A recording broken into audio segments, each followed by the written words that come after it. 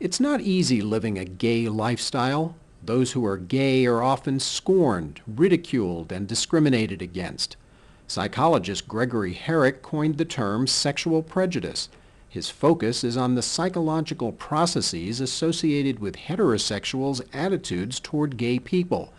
And he links sexual prejudice to other forms of prejudice seen in our society. So whether you're talking about a person's prejudices based on race, or based on ethnicity or religion, or based on sexuality, there's a common core of psychological processes that seem to be similar across all of them. I use the term sexual prejudice then to focus on heterosexuals' hostilities toward lesbians and gay men. Has the level of sexual prejudice seen in society changed over the years? The answer is complex because there are multiple ways of measuring sexual prejudice. When it comes to civil liberties and jobs for gays, there has been progress. This chart shows trends in support for equal rights and job opportunities for lesbians and gay men from the early 1970s until the early 2000s. And what you see is that support has grown consistently during that time.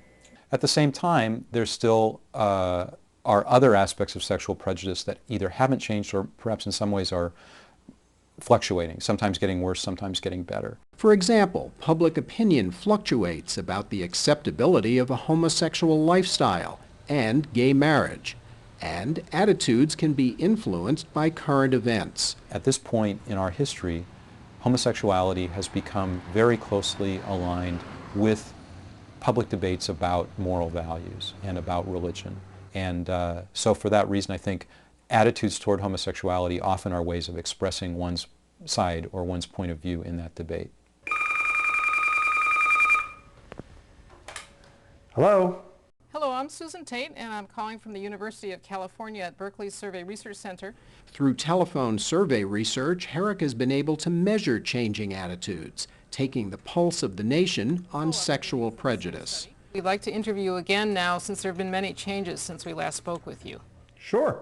National representative samples of heterosexual men and women of different ages, ethnic backgrounds, and socioeconomic status are interviewed.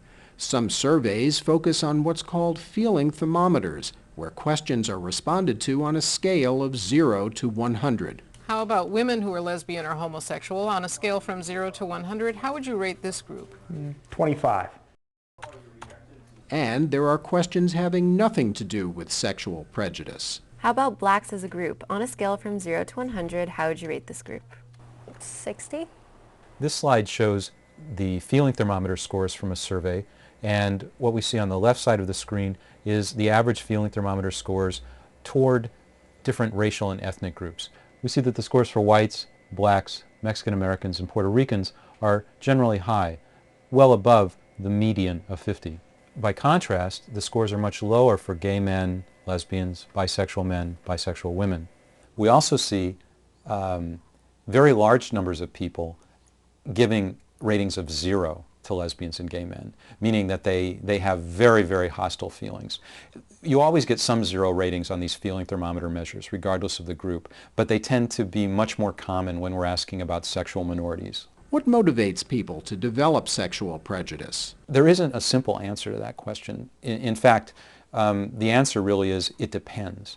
So for some heterosexuals, their attitudes really are very much based on their personal values, especially people who are highly religious, often translate that religious feeling into a sense that there are certain groups who appropriately are the target of their anger. And sexual prejudice can be a response to peer pressure. This is especially the case, say, for people who are adolescents or even young adults. There's often a lot of peer group pressure to adopt a particular attitude toward someone who's perceived as being an outsider, like, for example, a lesbian or gay man often might be.